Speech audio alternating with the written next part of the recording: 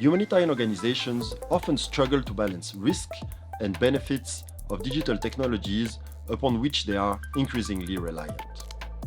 If we do not understand technology, we simply cannot live up to the do no harm principle. Do you feel like digital technologies could be used in a more responsible way in the humanitarian sector? Do you sometimes lack the basic technical understanding of technologies in order to make the right decisions? This MOOC is for you.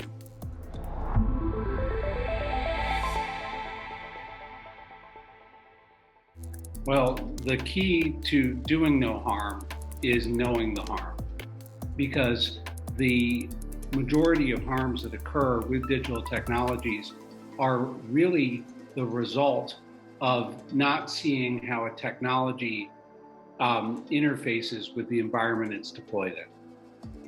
Because the best intentions alone can cause harm, and just because you have best intentions doesn't mean that you won't cause harm.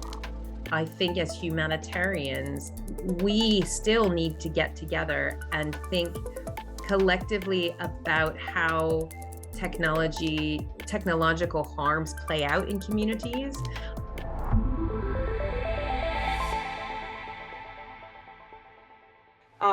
But I'm just providing this backdrop to sort of show that this accountability problem is very real, and so approaching technology through that lens is quite complicated and also necessary. I mean, I think we have to remember that technology exists in life and the world in a very messy realm, and that's the same in humanitarian contexts. I think there can be a tendency to try to micromanage it because of this inherent power dynamic. We don't change our mind easily, and we don't stop easily.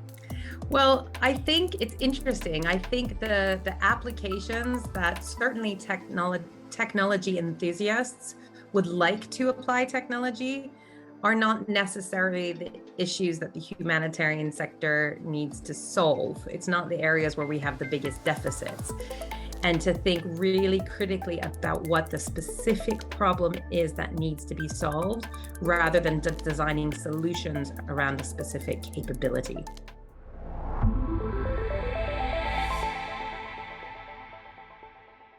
One of the things in terms of thinking about humanitarian ethics and humanitarian technology ethics is around which ethics and whose ethics matter. Now, when we think about technology innovation, whether it's in the humanitarian space or in other spaces, when they were designed through a Silicon Valley mindset, through a Western, through a global North mindset, through an abundance mindset, it is designed through a capitalist ideology.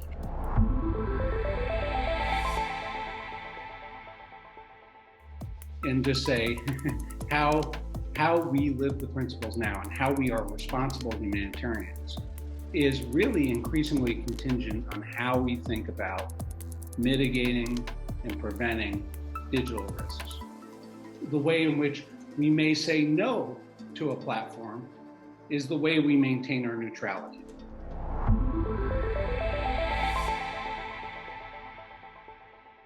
Then we need to speak about bias for the training phase of the tool, but also about the use of the tool. I think we need to make very clear that the idea to have a data set which is non-biased, which is by some way neutral or objective, it's just a dream, right? It does not exist. Don't only think about biases about training data, think also about how systems, applications are used in concrete examples. In conclusion, if you want to learn more about the Do No Digital Harm principle and about how to safeguard independence and neutrality in the digital age, join us on this Humanitarian Action in the Digital Age MOOC journey.